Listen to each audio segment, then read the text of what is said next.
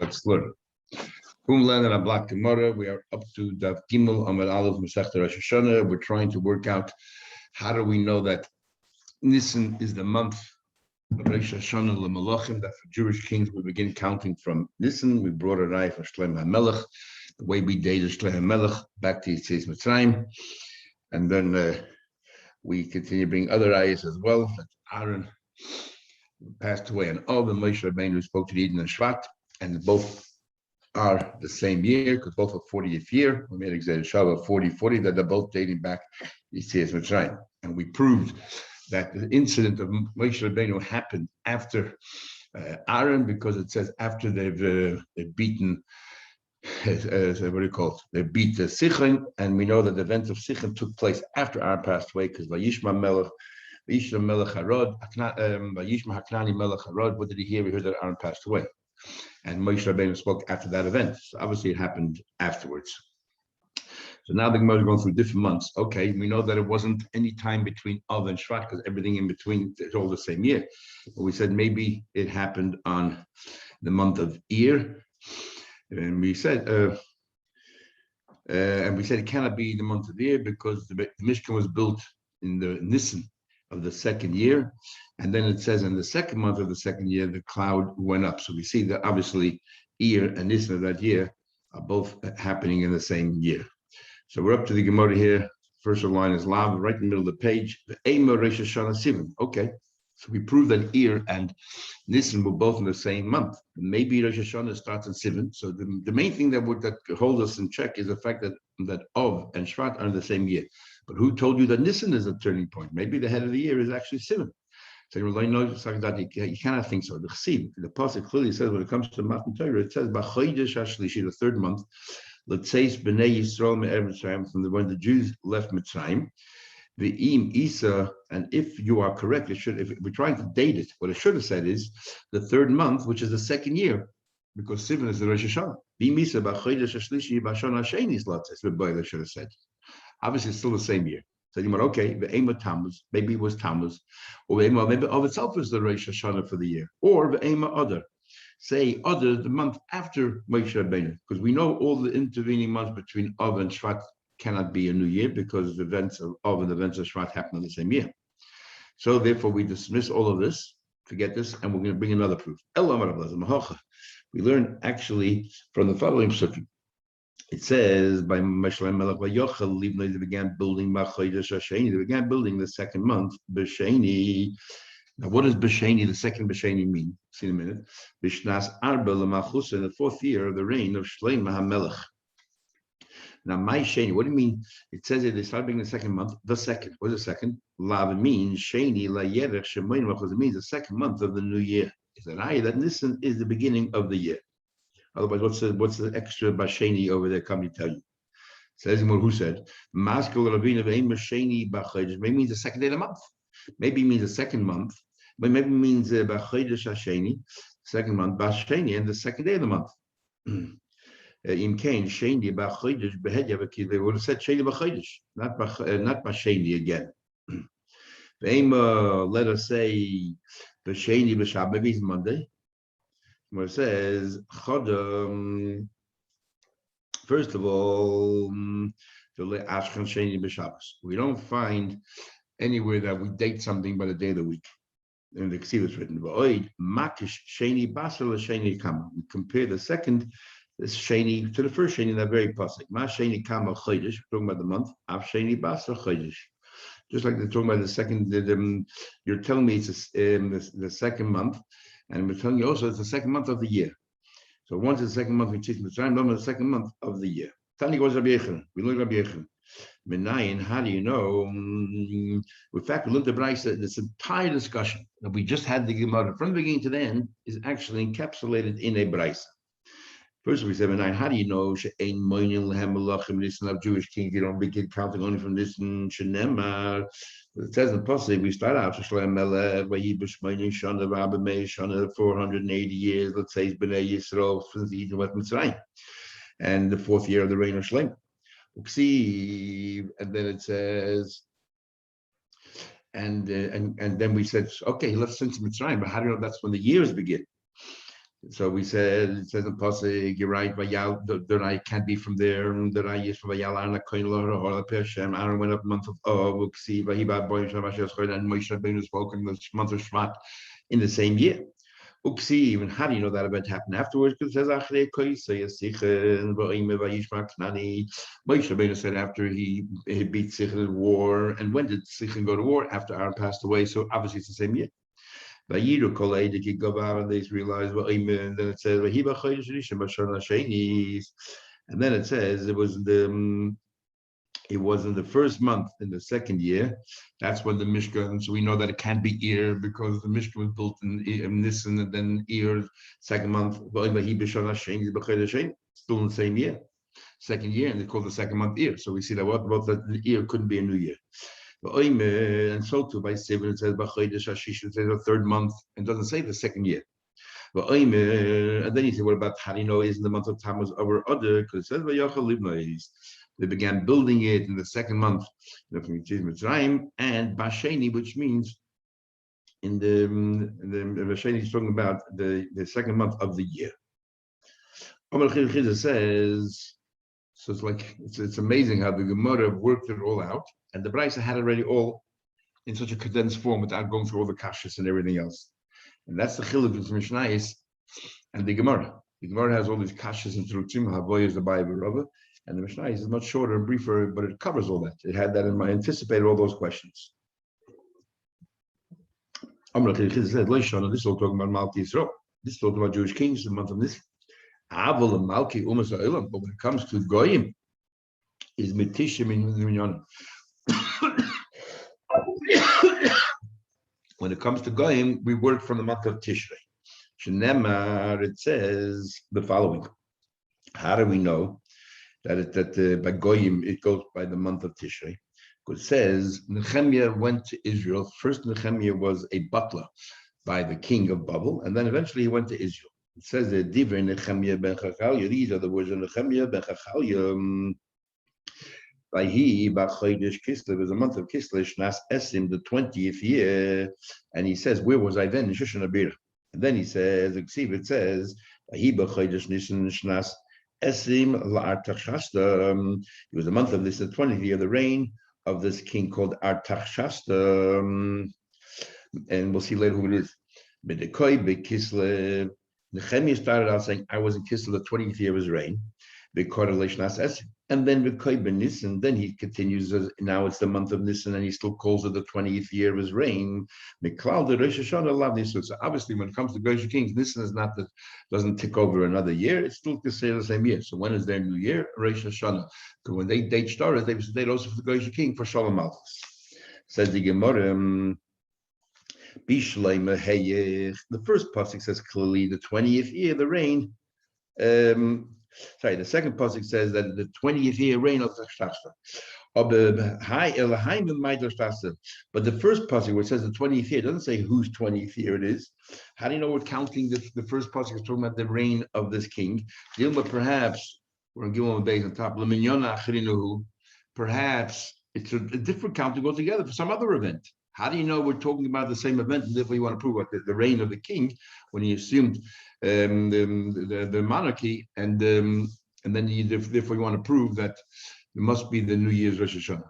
Maybe the 20th year, something else. This is what our Papa said, what yesterday we alluded to. And what our Papa Shnas Esrim L'Gzeir Shabbat, because in both Sukkim it says the 20th year.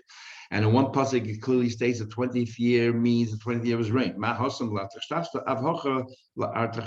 So here it also means the 20th year of his reign.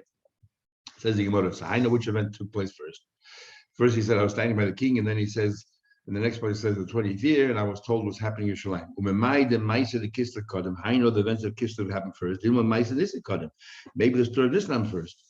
Don't think so. The Tanya we learned.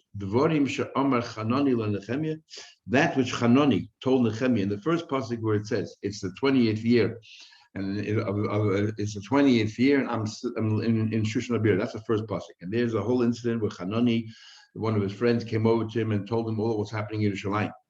And he told him how bad it is. And because he said, I asked him what's going on over there, the refugees, how are they faring? And he told me that they're finding they're being humiliated, and it's terrible, as we'll see in a minute. And then the next passage where it says this is Nisan, the 20th year of the Rosh Hashana Melech, and I was bringing wine to the king. I turned to the king. The king and I had a conversation about that. So, which clearly means that Nisan took place after the incident of Kislev. Like more explains. Tanya learned those things which are Chanani related to Nehemiah B'Kislev, Omra Nehemiah Melech, but Nehemiah related to the king himself in the month of this. What happened? What did he say? Shneimar says. Divrei Nehemiah Mechachalia Vahi B'Chodesh Kislev was the month of Kislev. Shna says in 20 years, Vani Hayisi B'Shushan Abira, and I was living in Shushan Abira. Yove Chanoni came along. Echad Ma'acher, one of my close brothers, who Vanoshim Yehuda. He and people from Yehuda. The Ashalov, and I asked them, Ala Yehudim, my plate the refugees. Even not Ashalov called the refugees. Ashenishru Min Hashevi that remained behind from the captives. Val Yerushalayim, and how was Yerushalayim faring? But Yoim told me. Those people who remain behind from the captives, Sham Medina Barogadoila, they find themselves in a terrible state of a cherpa and humiliation. The Choimas Yerushalayim, the walls of Yerushalayim are all breached, and its gates were burned down in fire. That's what Nehemiah was told. Then he turned around. Nehemiah had to wait for an opportunity. Obviously, he had to wait till the king sort of brought the subject up. So he had to wait until the month of Nisan. 4 months later, what happened was as follows. Shneimar says, Nisan was the month of Nisan, Shnas Esim, the 20th year of the reign of Artaxerxes HaMelech, and Yayin Lefanov, he was a butler, and Nehemiah brought him wine. The SS Yayin brought up the wine, but Etnamel gave it to the king. I didn't do anything wrong. But the king said, you look very despondent. You're upset. You're not even sick. Anything came right away. Must be something in your heart, something emotionally is bothering you. And he said to him, I'm scared. I said to the king, the king shall live forever. Why shouldn't I feel terrible? The city, the buried, my ancestors are buried. Chareb is destroyed. Its gates have been consumed by fire. That was Yerushalayim. So what exactly you asking me? If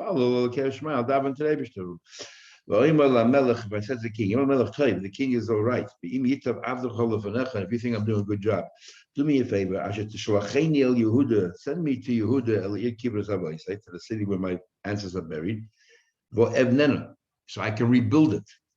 And the king said to me, and the shagal, which we'll see later what it means, referring to the queen or whatever, soon we'll see. Yesheves Esther was sitting next to the king, and he said to him, how long do you plan to go for? When do you plan to return? And he doesn't say exactly what he answered, but the king was pleased with my answer. And he sent me and I gave him a time. So he went. So what we see clearly from here, which event took place later? The Nisan event took place after Kislev, and they both occurred in the same year. So obviously Tishrei is the Rosh Hashana, the Golim for Goyish kings. Moshe Rabbi Yosef. So Rabbi Yosef asked the question to Rabbi Chizda. It says in the pasuk, there's another pasuk. B'yom esim v'abala chodesh, on the 24th day of the month, b'shishi, in the 24th day of the month, b'shishi b'shnash time of the Yovish, the second year of the Yovish. When it says b'shvi, in the 7th month, another part of the month, b'esri b'echla chodesh, the 21st day of the month. So we see that the 6th month and the 7th month were both the second year of the reign of the king. Now, the Imisa, if you're right, that Tishrei is a turning point for Goyish monarchs, is Bishvi. When it came to the 7th month, is Bishnas. The first incident happened in the 6th month, which is the month of El. And then, what do you call it? And then it says in the 7th month, the Esim, which is Tishrei, the Esim El Chayid, according to you, Bishvi Bishnas Gimel Bailei. According to you, Tishrei rolled over. Now this is the 3rd year. So it should have said Tishrei, which is the 3rd year. We know when it comes to Chadashim, we date in this. But when it comes to royalty, you said we're dating according to the month of Tishrei. So the month of Tishrei, the 7th month, should be the 3rd year of the reign. Omar was Ravu, Kodesh Melech Kosher. This is talking about the king called Kodesh. And Kodesh was a good king. In fact, they say the name Kodesh, Cyrus, comes from the word kosher. There were 2 Kodeshes. Therefore, Manu Laim Marisol, because he allowed the Yidden to start building the base of Mikdash. And then later on, when the Samaritans came and told them, made all these Bavmais that he didn't want to make a rebellion, he stopped. So anyway, so therefore they counted among the Malka Yisrael. That's what Bavu answered. So therefore, you can ask me a question: how come Tishrei is still considered part of the same year? He was unique. Maskal Rabbi Yehuda said, I have a number of questions. This pasuk is talking about kodesh. And first of all, I have a problem with psukim. What problem do I have with the psukim? The chsiv, it says in one pasuk, Shitze Beisadona, they finished, completed building the building. Adyen Plosa Liyerech Adar, the third day of the month of Adar, Dish Nas Sheis the Malcha the Yavish, the sixth Malcha, the 6th year of the Yavish, the king. So they were building they completed building the base of Mikdash the 6th year, the month of Adar, the king, the reign of their Yavish, Darius. But Tanya, we learn, says man that time was Shana Haba. So the 7th year is Ola Ezra Bavel. Ezra went to Bavel, Vigolusa Imai, and his entire entourage went with him. And we learn in Mari Kedushin how Ezra was so careful. He picked out, only Yuchasin. He wanted to make sure that whoever brought Ezra with him were all pure pedigree, if you can call that. Uksiv, and it says, Vayova Yerushalayim, they came to Yerushalayim B'Chodesh HaChamishi in the 5th month. He Shnas HaShviyis Lamel, the 7th king of the 7th year of the king. Now, according to Tishrei, the turning point. Ezra went and Adar, he left Bavel and Adar of the 7th year. He arrived there in Av, and you're telling me that he was a kosher person. You're telling me a kosher person shouldn't then have been. And so this is the turning point, should have been then the 8th year. Be Misa, and if you're right, should have been considered the 8th year, because you're saying that a good king, the month of Tishrei is not only for Goyish king, but for this special king of the month of Nisan. Number one. But furthermore, Midami Hasam Kodesh, Hacha the Yavish. Here we're talking about Kodesh, and here we're talking about the Yavish, 2 different kings. The time of Ezra and Nehemiah was the king of the Yavish, and if they're talking about Kodesh. So we answer no. Tana, who Kodesh should the Yavish? There were 2 Kodeshes. There was a Kodesh that preceded Achashverosh, and then there was a Kodesh after Achashverosh. Achashverosh was in between. They started building the base of English, then they stopped. And then when they resumed afterwards. So the second one, the Yavish, Kodesh and the Yavish are actually the same person. Who Kodesh, who the Yavish, who Artashasta.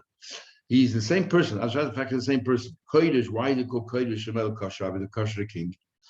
Artashasta Hashem Malchusay, because of his kingdom. Ushma Shmai, but what is his name? The Yavish Shmai. So as far as names are concerned, it's not a problem.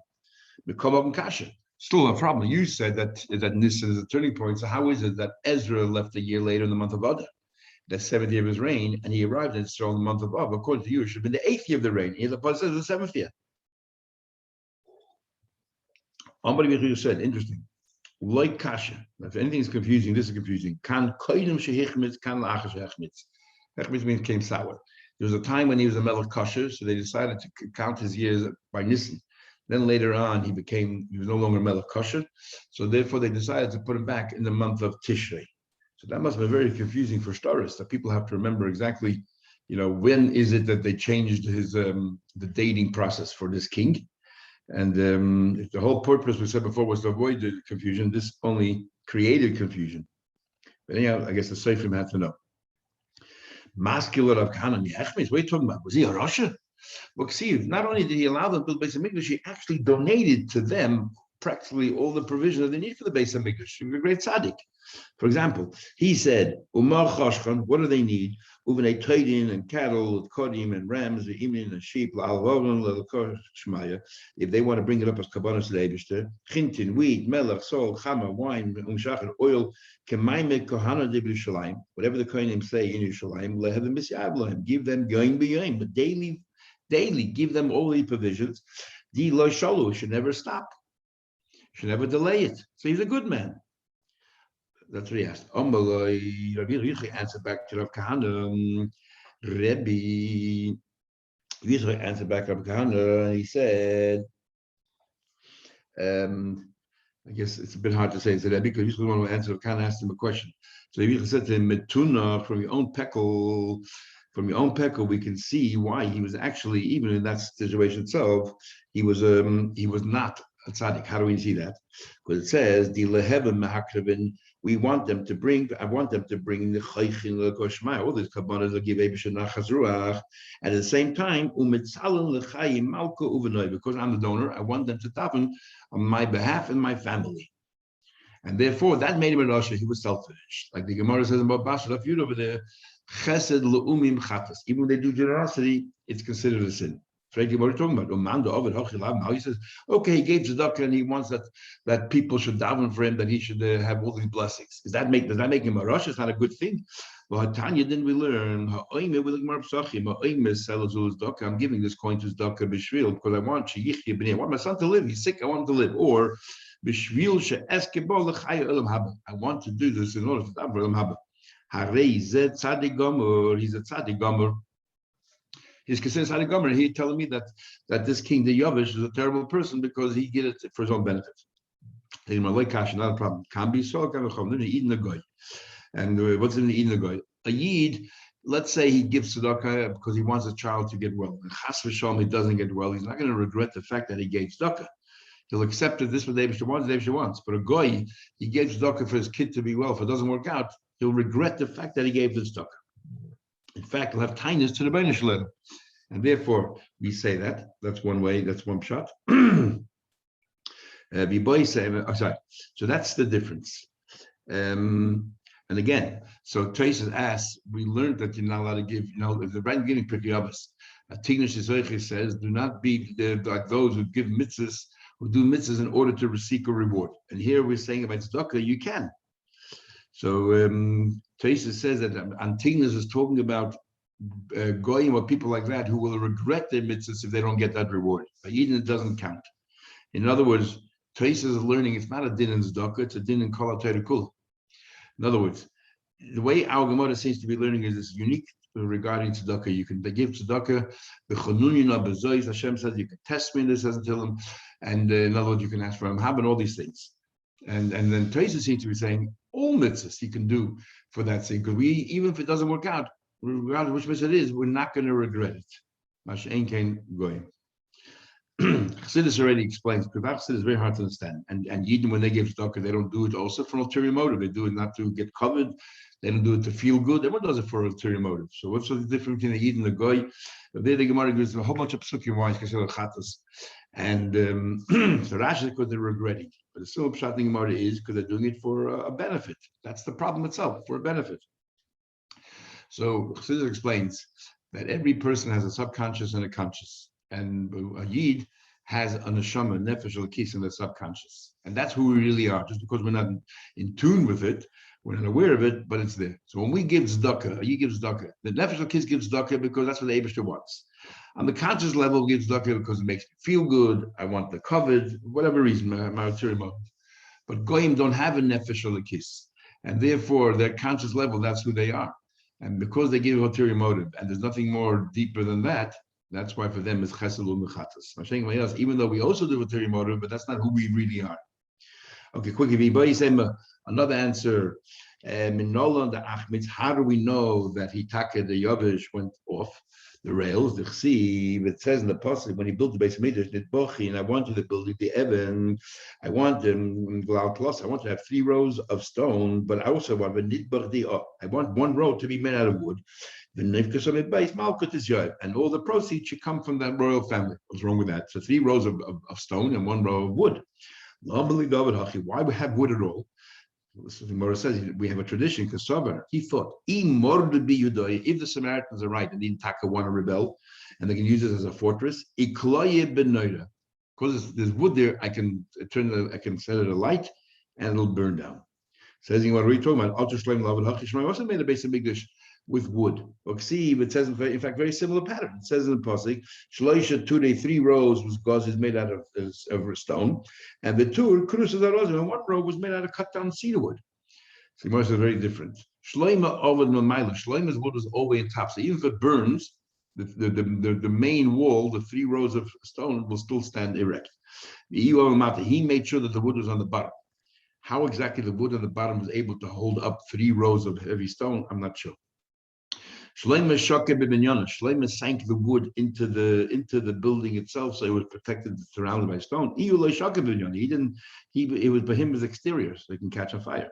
Shlomo Sadya B'Sideh. He covered it with plaster. It wasn't exposed. Iuloi Sadya B'Sideh. He didn't cover it by plaster. So therefore, that's how we know that he was Machmitz, he was a Russian. That's why we changed the date from Nisan to Tishrei for him later on. And the Gemara will continue proving that he turned into a Russia, which will continue tomorrow, Mitzvah. Sorry, can I just to be